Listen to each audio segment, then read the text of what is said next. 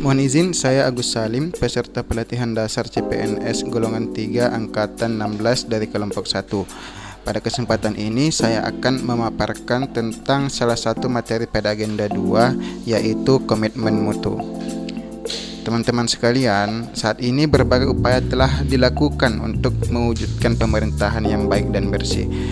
Namun dalam implementasinya ternyata masih belum sesuai harapan.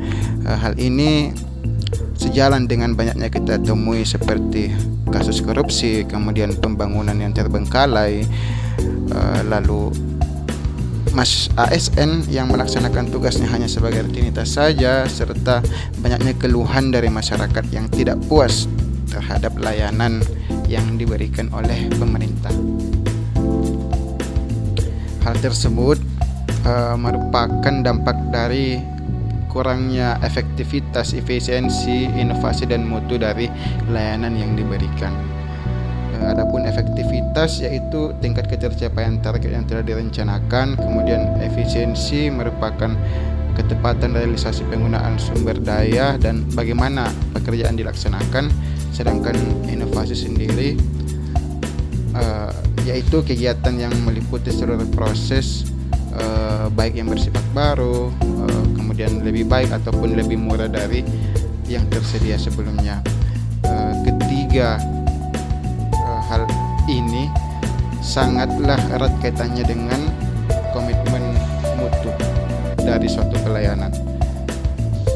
Dan sebelum kita melangkah lebih jauh membahas komitmen mutu, alangkah lebih baiknya jika kita mengetahui terlebih dahulu apa itu komitmen dan apa itu mutu. Komitmen sendiri bisa diartikan sebagai janji, kemudian bisa juga diartikan sebagai kesepakatan antara dua orang atau lebih, ataupun usaha dalam meraih tujuan. Sedangkan mutu sendiri merupakan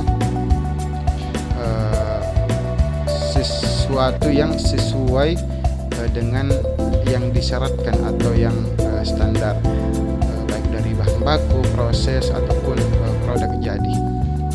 Sehingga komitmen mutu bisa kita simpulkan sebagai pemahaman konsep mengenai efektivitas, efisiensi, inovasi, dan mutu penyelenggaraan dari pemerintahan.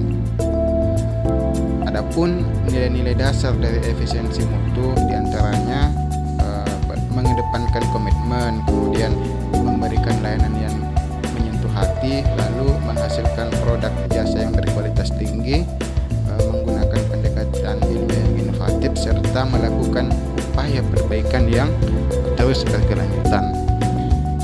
Dan sebagai ASN, banyak cara yang dapat kita lakukan untuk senantiasa memperbaiki mutu layanan kepada publik. Misalnya memahami fungsi, tugas pokok, dan peran kita masing-masing, kemudian kompeten pada bidang pekerjaan, lalu memiliki target mutu layanan, memahami karakter masyarakat, dan masih banyak hal lainnya yang bisa kita lakukan.